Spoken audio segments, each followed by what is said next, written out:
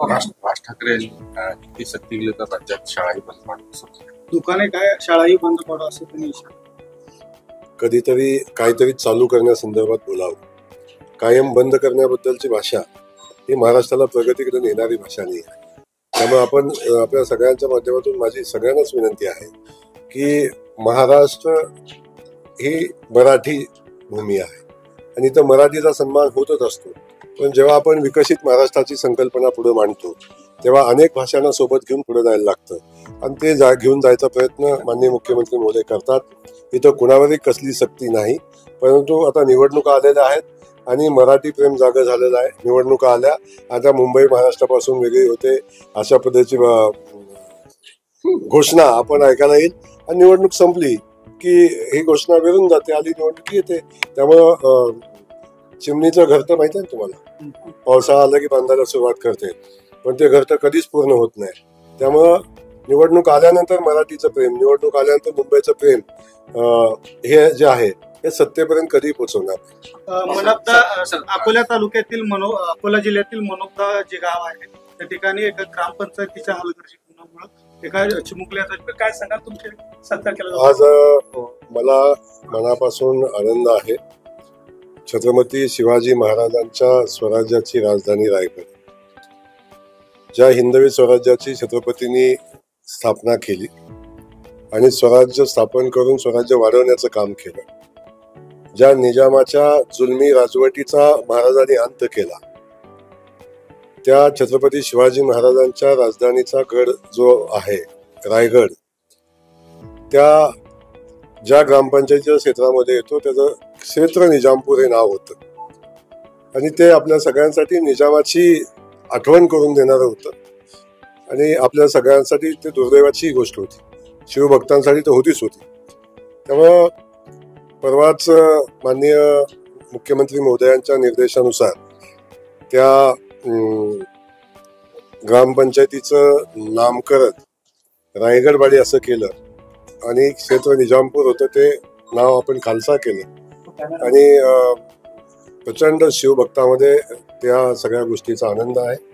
मी शिवभक्त आहे, मलाही त्याचा मनापासून खरं तर वारी अगदी शांततेने आणि छान पद्धतीने पार पडली. मात्र कुठेतरी गालबोट लागताना दिसलं की 3 वारकऱ्यांचा बुडून हा मृत्यू झालेला नाही. वारी आणि आज झालेल्या दुर्घटनेचा संबंध जोडणं तितकंसं योग्य नाहीये. वारी खूप शांततेनं झाली, वारी खूप स्वच्छ आणि सुंदर झाली, वारी खूप नियोजनबद्ध झाली, वारी प्रचंड उत्साहानं झाली आणि आपण सगळ्यांना बघितलं की जवळजवळ आजपर्यंतच्या इतिहासातले सर्वोच्च संख्या वारकऱ्यांची भाविकांची होती. जवळजवळ 27.5 लाखाच्या वर संख्या गेली आणि वाटेत पालख्यांचं दर्शन घेतलेला कोट्यावधीचा जनसमुदाय होता.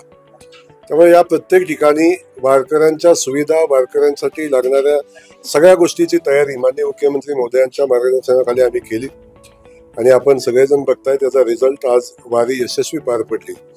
अगदी पालखीचे विश्वस्त असतील, देवस्थानचे विश्वस्त असतील आणि खास करून आमचे वारकरी आणि भक्त असतील, या सगळ्यांनी एकही माणूस असा आज भेटत नाही की ज्याने वारीच्या बद्दल काही तक्रार असावी. एकही वारकरी भेटला नाही किंवा एकही विश्वस्त भेटला नाही आणि याचा आम्हाला प्रचंड आनंद आहे की मुख्यमंत्री महोदयांनी ना जे अपेक्षित होती ती वारी आम्ही सगळ्यांनी मिळून विठुरायाची आणि माऊलींची पार पाडली. तुकोबारायांचे पालखीचंही प्रचंड मोठं स्वागत आपण सगळ्यांनी केलं, आलेल्या सगळ्या दिंड्यांचंही स्वागत केलं.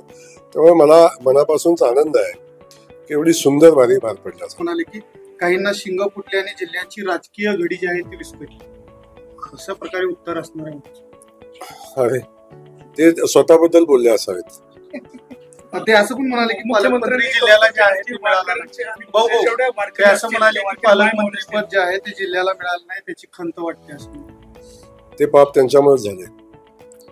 मुख्यमंत्री सुद्धा वारीचं कौतुक केलं, मॅनेजमेंटचं कौतुक केलं. जर्मन हँकर नावाची प्रक्रिया केली होती. मॅनेजमेंट करताना तुम्हाला नेमकी काय भावना होती आणि वारीच्या नंतरची नेमकी काय पहिली प्रक्रिया असते? फक्त जर्मन हँकर पुरती वारी मर्यादित नव्हती. जर्मन हँकर हा त्याचा एक भाग होता. आपण बघितलं की प्रचंड मोठा पाऊस वारीच्या अगोदर पडत होता, तेव्हा दिंडीसोबत वारीसोबत येणाऱ्या अनेक लोकांची राहायची व्यवस्था असते. पण जो कॉमन वारकरी असतो त्याला राहायची व्यवस्था नसते. तो कुठेतरी झाडाखाली, रस्त्याच्या कडेला कुठेतरी आश्रय घेत असतो आणि पडत्या पावसामध्ये काय ते पॉसिबल नव्हतं या सगळ्या गोष्टी. तर पण त्या सगळ्या वारकऱ्यांची सोय व्हावी मुख्यमंत्री महोदयांची भावना होती आम्ही ते जर्मन हँगर उभे केले. प्रचंड मोठी मागणी त्याची वाढली आणि कालांतराने आम्ही वाढवत ते गेलो आणि वारकऱ्यांची सोय झाली. त्या ठिकाणी झोपण्यापासून, शौचालयापासून, आंघोळीपासून, अगदी दवाखान्यापासून चरणसेवा पण त्या ठिकाणी होती. अशी कुठली व्यवस्था नव्हती की त्या मुख्यमंत्री वारकरी सेवा केंद्रामध्ये नव्हती.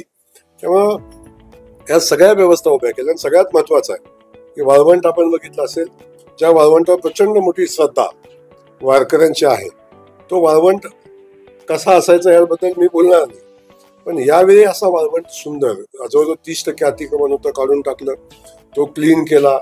10-15 दिवसापासून अगोदरपासून शौचालयाची व्यवस्था केली. एकही घाण तुम्हाला कुठं दिसणार नाही, एक तुकडा कुठं दिसणार नाही, अशा पद्धतीची व्यवस्था केली. शहरातली अतिक्रमण काढली. खास करून आपण बघितलं VIP कल्चर बंद करून टाकलं, VIP दर्शन बंद केलं. आणि त्यासोबत आपण बघितलं असेल की एवढा मोठा श्रद्धेनं भाविक येतो, तेव्हा वारी मार्गावर ज्या ठिकाणी मांस विक्रीची दुकानं असायची ती दुकानं आपण बंद केली. असे अनेक ऐतिहासिक निर्णय माननीय मुख्यमंत्री महोदयांच्या मार्गदर्शनाखाली आम्ही घेतले आणि त्याचा परिणाम आपण बघितला की एवढी सुंदर, एवढी उत्साहानं पार पडलेली वारी आणि निर्विघ्नपणे पार पडलेली वारी आपण बघितली. त्याचं कौतुक सगळ्या वारकरी बांधवांना आहे आणि त्याचा आनंद, शेवटी लोकांची सेवा केल्याचा आनंद माननीय मुख्यमंत्री महोदयांना आहे.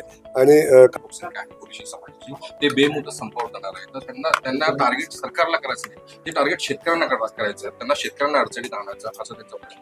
तर काय व्यवस्था केली नाही, आता मी या संदर्भातली माहिती घेईन, त्या बांधवाशी चर्चा करेन आणि त्या बांधवाचे प्रश्न समजून घेऊन मार्ग काढायचा प्रयत्न करेन. नवीन घडामोडी पाहण्यासाठी आजच आम्ही मुंबईकर 24 तासला लाईक करा, सबस्क्राईब करा आणि अपडेट रहा.